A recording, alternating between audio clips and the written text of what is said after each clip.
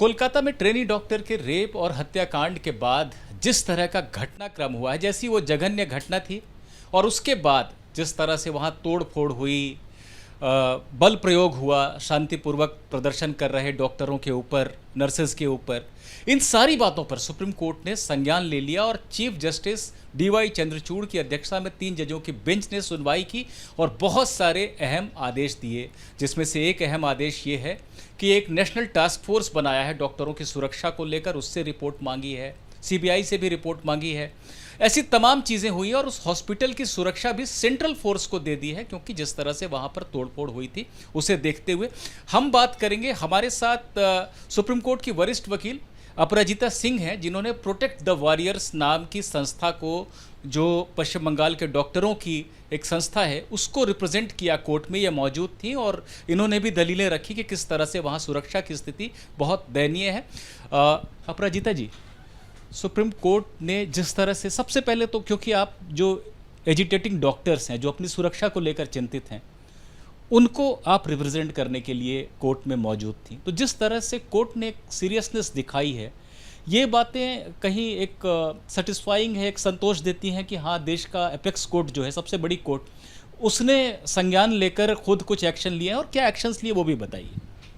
सबसे पहले तो हमारे लिए ये विशाखा 2 मोमेंट है, क्योंकि अभी जो सेफ्टी एट वर्क प्लेस जो विशाखा में ले डाउन हुआ था, आज माननीय उच्च न्यायालय, आज सुप्रीम कोर्ट ने उसको सारे डॉक्टर्स के लिए अक्रॉस द कंट्री सारे हॉस्पिटल्स में इम्प्लीमेंट कर रहे हैं। So that is a historic moment for us. Secondly, जहाँ तक डॉक्टर्स की बात है, मैं रिप्रेजेंट कर रही हूँ प्रोटेक्ट द वॉरियर्स, बट वहाँ के स्टूडेंट्स, वहाँ के रेजिडेंट डॉक्टर्स इतने परेशान हैं कि वो खुद ऑब्वियसली सामने नहीं आना चाहते हैं। तो एक सील्ड कवर में हमने कोर्ट को दिया एक डॉक्टर का रिप्रेजेंटेशन, जिसको कोर्ट ने बहुत ही सीरियसली लिया और उन्होंने इमीडिएटली हमसे आंकड़ा मांगा कि क्या पोजीशन है हॉस्टल्स की। सो हमें जो जैसा पता चला कि 700 डॉक्टर्स में से आज केवल लगभग 100 डॉक्टर्स अभी रेसिडेंट्स में हैं। एंड ड्यूरिंग दैट अटैक, जो 14 तारीख की जो अटैक हुई थी, उस समय डॉक्टर्स अटैक हुए थे एंड ख़ास करके विमेन डॉक्टर्स को टारगेट किया गया था, थ्रेटन किया गया था, जो हमने कोर्ट को बताया। तो इसको चीफ जस्टिस ने बहुत ही सीरियसली लिया एंड इतने स्ट्रिक्ट ऑर्डर्स जैसे आपने खुद ही बताया कि उन्होंने पास किया। जी, मैं वही जानना चाहता हूँ आपसे। सबसे पहले तो ये बात की एक इम्पॉर्टेंट बात है, आप लोगों ने दलील दी कि आरजी कर हॉस्पिटल में हुआ क्या, किस तरह से वंडल्स घुस गए वहाँ पर, तोड़ फोड़ की, क्राइम सीन तक को तोड़ दिया। जो लोग पीसफुली वहाँ पर बैठे हुए थे सिर्फ अपनी मांग, अपनी सुरक्षा के लिए, उनको सुरक्षा तक पुलिस नहीं दे पाई। तो सुप्रीम कोर्ट ने सेंट्रल फोर्सेज के लिए कहा है कि वो वहाँ पर टेक ओवर कर लें सुरक्षा को। क्या ये सही है? क्यों सुप्रीम कोर्ट ने ऐसा आदेश दिया? क्योंकि सुप्रीम कोर्ट का पूरी उनकी कोशिश है कि सिचुएशन नॉर्मल हो जाए, नॉर्मल सी आ जाए। एंड सुप्रीम कोर्ट डायरेक्ट कर रहे थे, रिक्वेस्ट कर रहे थे डॉक्टर्स को to join work, so that obviously जाना हुआ बात है कि मरीज़ अफेक्ट हो रहे हैं। सो जब उसके बाद जब उनको पता चला कि डॉक्टर्स खुद डरे हुए हैं, तो उनके लिए भी ये बड़ा ही शॉकिंग सिचुएशन था कि डॉक्टर्स, उन्होंने खुद ही बोला कि अगर हम डॉक्टर्स को वापस आने बोल रहे हैं तो हम उनको सिक्योरिटी कैसे नहीं, अगर डॉक्टर्स खुद ही इनसिक्योर हो रहे हैं और जैसा आंकड़े हमने उनको दिखाए, तो वो इस बात को खुद ही वो बहुत ही गंभीरता से लिया कि बिना प्रोटेक्शन प्रोवाइड किए हुए हम डॉक्टर्स को वापस आने कैसे बोल सकते हैं। फिलहाल जो ये सेंट्रल फोर्स का जो प्रोटेक्शन है, वो आरजी कर हॉस्पिटल के लिए है, सारे हॉस्पिटल्स के लिए नहीं है? नहीं, ये केवल आरजी कर के लिए है, क्योंकि वहाँ की विशेष स्थिति है, because that is the centre of all the protest and the rest, and that is where the main incident happened. So अभी एंड वहाँ के प्रोटेस्ट में 14 तारीख के रात को वहाँ के लेडी रेजिडेंट डॉक्टर्स को थ्रेटन किया गया था। तो इसीलिए, और रिज़ल्ट ये है कि आज भी जब स्टेट कह रही है कि उन्होंने प्रोटेक्शन प्रोवाइड किया है, कोई वापस नहीं आ रहा है। तो ऑब्वियसली आपका प्रोटेक्शन इंस्पायर नहीं कर रहा है कॉन्फिडेंस वो रेसिडेंट डॉक्टर्स में, that's the reason they have not come back.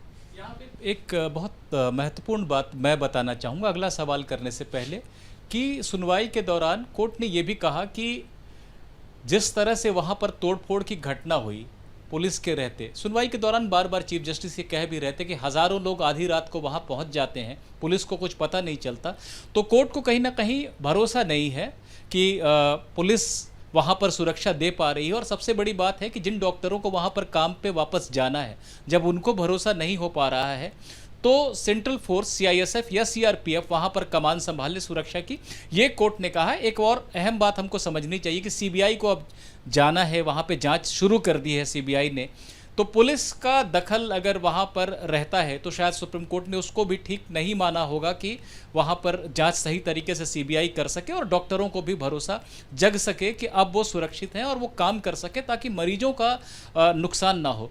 अपराजिता जी, इसके अलावा टास्क फोर्स बनाने की जो बात कही है कोर्ट ने, तो वो टास्क फोर्स का मैंडेट क्या होगा, उसको क्या देखना है? ये टास्क फोर्स, जैसा कि हमने बताया कि supreme court is extremely concerned about the safety and security of the doctors all over the country, all over the country, because ये नेशनल मुद्दा है। इनफैक्ट चीफ जस्टिस ने शुरू में ही इंडिकेट किया कि ये बहुत ही बड़ा मुद्दा है और ये सवाल केवल एक स्टेट का नहीं है, ये पूरे देश का सवाल है। सो safety and security of the doctors के लिए उन्होंने ये नेशनल टास्क फोर्स कॉन्स्टिट्यूट किया है और उसमें बहुत ही माननीय सदस्य हैं। वो तो आपको जनरल जो भी उन्होंने डाला है, हाँ 10 बड़े डॉक्टर्स हैं और सारा उन्होंने उनको रिपोर्ट फाइल करने बोला है, 2 महीने तक फाइनल रिपोर्ट फाइल करने बोला है, पहले इंटरिम रिपोर्ट फाइल करने बोला है। और सारों का the most important takeaway from this hearing is that the Supreme Court has sent a very strong message to all the doctors that the Supreme Court stands with you. Supreme court आपके लिए खड़ी है और आपको कोई भी problem, जैसे हमने अपना प्रॉब्लम बताया, सुप्रीम कोर्ट ने immediately they gave us order and that was the, I mean for us it was, जैसे मैंने आपको पहले ही बताया कि ये विशाखा मोमेंट था। Supreme court the moment we pointed out क्या प्रॉब्लम है, 1 मिनट में उन्होंने सारा डिटेल्स लेकर के ऑर्डर डिक्टेट कर दिया। तो ये सुप्रीम कोर्ट से मेरे हिसाब से बहुत ही स्ट्रॉन्ग मैसेज गया है। और सीबीआई से भी स्टेटस रिपोर्ट मांगा है उन्होंने कि क्या? हाँ, सीबीआई से भी स्टेटस रिपोर्ट मांगा है, बट वो तो as far as investigation is concerned हम उसके बारे में कुछ नहीं बोल रहे हैं, क्योंकि इन्वेस्टिगेशन कोर्ट ने ऑर्डर किया है, हाई कोर्ट ने सीबीआई को सौंपा है, सीबीआई सुप्रीम कोर्ट को सौंपेगी। और हमारा concern, of course we want a fair investigation, but because CBI के पास है, सुप्रीम कोर्ट मॉनिटर कर रही है, हम उसके ऊपर कुछ भी नहीं बोलना चाहते हैं। हमारा कंसर्न था कि डॉक्टर्स जो कि खुद काम वहाँ पे कर रहे हैं, जैसे आपने खुद ही देखा इस केस में 36 घंटे काम कर रहे हैं, और अगर उस डॉक्टर को उसी हॉस्पिटल में अगर वो सिक्योर फील नहीं कर रहा है, तो फिर डॉक्टर आम आदमी का सेवा कैसे करेगा? और ये तो गवर्नमेंट हॉस्पिटल है, ये कोई प्राइवेट एलीट हॉस्पिटल नहीं है। तो हमारे लिए as far as we are concerned, हमें ये बात सुप्रीम कोर्ट को पहुंचानी थी और हम बहुत ही शुक्रगुजार हैं सुप्रीम कोर्ट का और चीफ जस्टिस का कि उन्होंने इतने संजीदगी से इस मैटर को लिया और हमें इस तरह से प्रोटेक्ट किया। यहाँ एक बात और जानना ज़रूरी है आपके लिए कि जब सुनवाई चल रही थी तो चीफ जस्टिस और जो उनके सहयोगी जज थे साथ में, उनके संज्ञान में ये सारी स्थितियाँ थीं। उन्होंने कहा कि जैसे जैसे समय आगे बढ़ रहा है, स्वास्थ्य सेवाओं में महिलाओं की संख्या बढ़ रही है, लेकिन ख़ास तौर पे सरकारी हॉस्पिटल्स में वो किन परिस्थितियों में काम कर रही है, उनके लिए वॉशरूम नहीं है, काम के घंटे तय नहीं हैं, ट्रांसपोर्ट की सुविधा ढंग से नहीं है कि वो सुरक्षा पूर्वक आ सकें, जा सकें। वहाँ पे तमाम मरीजों के रिश्तेदार कई बार उग्र हो जाते हैं, मारपीट करते हैं, महिलाओं के साथ भी मारपीट होती है। और एक बहुत अहम बात चीफ जस्टिस ने कही कि we can not wait for another rape incident to take place. हम एक और बलात्कार का इंतज़ार नहीं कर सकते उससे पहले कि हम जो सर्वोच्च न्यायालय के रूप में हमारी भूमिका है वो हम निभाएं। उन्होंने बार बार ये आश्वासन दिया डॉक्टरों को कि पूरा देश आपकी सुरक्षा को लेकर चिंतित है। अपील भी की कि हड़ताल से बाहर आएँ, काम को ज्वाइन करें। लेकिन सबसे अहम बात यह है कि एक नेशनल टास्क फोर्स का गठन कर दिया है वरिष्ठ डॉक्टरों की सदस्यता के साथ, जो कि 2 महीने में अंतिम रिपोर्ट देगा, 3 हफ्ते में अंतरिम रिपोर्ट देगा। सभी राज्य सरकारों से भी रिपोर्ट मांगी है, सीबीआई से स्टेटस रिपोर्ट मांगी है। तो सुप्रीम कोर्ट ने एक तरह से जांच की मॉनिटरिंग शुरू कर दी है। और जो बड़ा व्यापक जो एक विषय है डॉक्टरों की सुरक्षा का देश भर में, उसे भी अपने पास ले लिया है। और निश्चित रूप से ऐसा लगता है कि सुप्रीम कोर्ट आगे चल के कुछ बड़े गाइडलाइंस तय कर सकता है इस मामले में।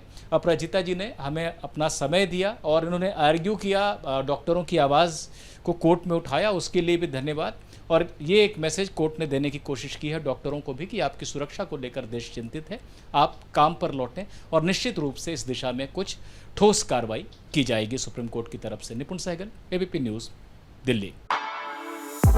For exclusive and insightful videos, subscribe to our new channel ABP Live Premium.